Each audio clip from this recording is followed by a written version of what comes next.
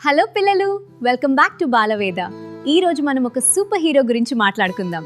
ఆ super hero ఎవరో తెలుసా? మన భూమాత. ముందు మనం శ్లోకం చెప్పుకుందాం. ఆ తర్వాత చిన్న పిల్లలకి క్లియర్ గా అర్థం అయ్యేలాగా చెప్తాను. రెడీనా?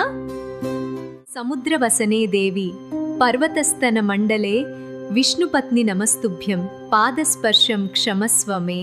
సరే చిన్నపిల్లలు, ఇప్పుడు మనం ఈ శ్లోకానికి అర్థం చాలా చాలా సింపుల్గా మీలాంటి చిన్నారుల నుండే మీకు ఇంట్రెస్టింగ్గా ఉండే యానిమేషన్ ద్వారా తెలుసుకుందాం. హే ఫ్రెండ్స్, నేను మీ చింటూని.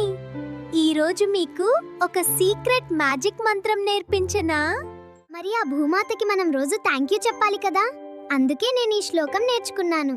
చలో మీరు కూడా నాతో కలిసి పాడండి. సముద్రవసనే దేవి పర్వతస్తన మండలే విష్ణుపత్ని నమస్తుభ్యం పాదస్పర్శం క్షమస్వమే. అమ్మో, చూసారా భూమాత ఎంత అందంగా ఉందో? సముద్రం ఆమెకి ఒక నీలం రంగు చీరలా ఉంది. ఆ పెద్ద పెద్ద కొండలు ఆమెకి నగలన్నమాట. ఇంత అందమైన తల్లి మీద మనం కాళ్ళు పెట్టి నడుస్తాం కదా, అందుకే క్షమించు తల్లి అని మనం అడగాలి. ఇదే శ్లోకాన్ని ఒక మంచి పాటలాగా కూడా పాడుకోవచ్చు. మన చిన్నారులు మరలా చూపిస్తారు. జాగ్రత్తగా వినండి. ఒక్క చింటూనే కాదు, అన్ని వయసు వాళ్ళం ఈ భూమాతకి మనం రోజు థ్యాంక్ యూ చెప్పాలి కదా, అందుకే నేను కూడా ఈ శ్లోకం నేర్చుకున్నాను. మరి ఆ భూమాతకి మనం రోజు థ్యాంక్ యూ చెప్పాలి కదా, అందుకే నేను ఈ శ్లోకం నేర్చుకున్నాను. చలో మీరు కూడా నాతో కలిసి పాడండి. సముద్రవసనే దేవి పర్వతస్తన మండలే విష్ణుపత్ని నమస్తుభ్యం. మనం నిద్ర లేవగానే చేసే ఈ చిన్న పని మన రోజంతా మ్యాజిక్లా మారుస్తుంది.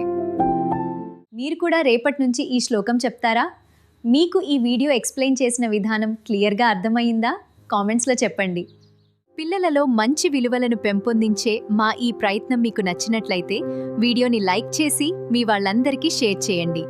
మా మరిన్ని వీడియోల కోసం బాలవేద ఛానల్ని సబ్స్క్రైబ్ చేసుకోండి. మళ్ళీ వచ్చే వీడియోలో కలుద్దాం. అంతవరకు సెలవు మరి. బాయ్ పిల్లలు.